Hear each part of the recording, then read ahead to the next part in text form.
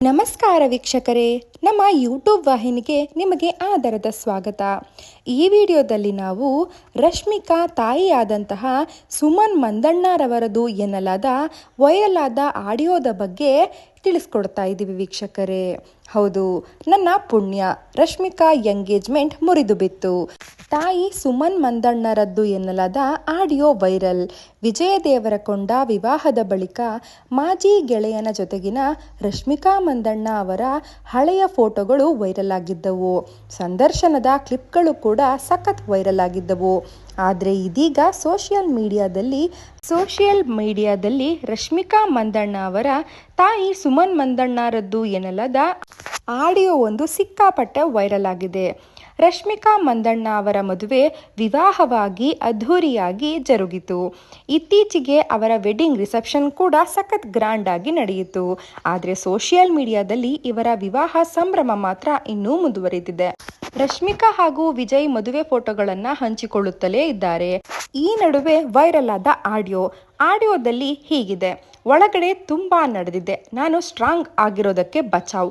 ನಮ್ಮ ಹುಡುಗಿ ಹೇಗೆ ಬೆಳಿತಾಳೆ ಅಂತ ಖುಷಿ ಪಡಬೇಕು. ಏನ್ ವಿಷಯ ಇದ್ರೂ ಇವನು ತಲೆ ಹಾಕೋದು ಯಾಕೆ? ನಾನು ಯಾವ ಗ್ಯಾರಂಟಿಯಲ್ಲಿ ಮದುವೆ ಮಾಡಿಕೊಡಲಿ? ರಶ್ಮಿಕಾಳಿಗೆ 21 ವರ್ಷ, 35 ವರ್ಷದ ಹುಡುಗನಿಗೆ ಮದುವೆ ಮಾಡಿಕೊಡಲು ಒಪ್ಪಿದ್ದೇನನ್ನ ದೊಡ್ಡತನ. ಅವತ್ತು ಒಂದಿನ 2 ಗಂಟೆಗೆ ರಶ್ಮಿಕಾ ಕುರಿತ ಸಿನಿಮಾ ಇಂಟರ್ವ್ಯೂ ಮುಗಿದಿತ್ತು. ನೀನು ಕಾರು ತೆಗೆದುಕೊಂಡು ನನ್ನನ್ನು ನೋಡೋಕೆ ಬಾ ಅಂತ ಹೇಳ್ತಾ ಇದ್ರು. ಇವರು ಮನುಷ್ಯರ?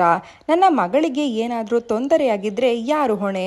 ಆಗ ರಶ್ಮಿಕಾ ಹೇಳಿದ್ಲು, ನಾನು ಬರೋದಕ್ಕೆ ಆಗಲ್ಲ, ನನಗೆ ಇವತ್ತಿನ ದಿನದ ಇಂಟರ್ವ್ಯೂ ತುಂಬಾನೇ ಇಂಪಾರ್ಟೆಂಟ್ ಅಂತ ಆಡಿಯೋದಲ್ಲಿ ಉಲ್ಲೇಖಿಸಲಾಗಿದೆ.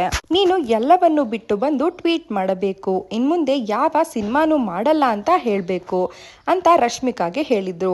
ಅವರ ಅಮ್ಮ ಬಂದು, ನಿನ್ನ ಅಮ್ಮ ನನಗೆ ಸಾರಿ ಕೇಳಬೇಕು ಅಂತ ಹೇಳಿದ್ರು. ಹುಡುಗ ಹುಡುಗಿಯನ್ನ ಒಂದು ಮಾಡೋದಾ ಅಥವಾ ದೂರ ಮಾಡೋದಾ? ಸಂದರ್ಭ ಒಡೆದಿದ್ದು ನನ್ನ ಪುಣ್ಯ, ಅದು ಬೇರೆ ವಿಷಯ ಎಂದು ನಟನ ತಾಯಿ ಬಗ್ಗೆ ಕೂಡ ಆವೇಶದ ಮಾತುಗಳನ್ನಾಡಿದ್ದಾರೆ ರಶ್ಮಿಕಾ ಮಂದಣ್ಣ ತಾಯಿ.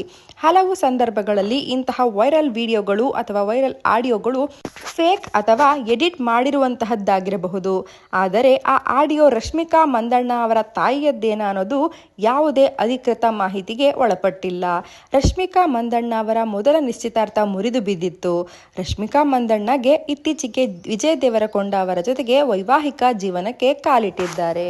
ಈ ವಿಡಿಯೋ ನಿಮಗೆ ಇಷ್ಟವಾಗಿದ್ದಲ್ಲಿ ಒಂದು ಲೈಕ್ ಮಾಡಿ ಹಾಗೂ ಕಮೆಂಟ್ ಮಾಡಿ. ಹಾಗೆ ನೀವಿನ್ನು ನಮ್ಮ ಚಾನಲ್ಗೆ ಸಬ್ಸ್ಕ್ರೈಬ್ ಆಗಿಲ್ಲ ಅಂದರೆ ಈ ಕೂಡಲೇ ಸಬ್ಸ್ಕ್ರೈಬ್ ಆಗಿ ವೀಕ್ಷಕರೇ. ಧನ್ಯವಾದಗಳು.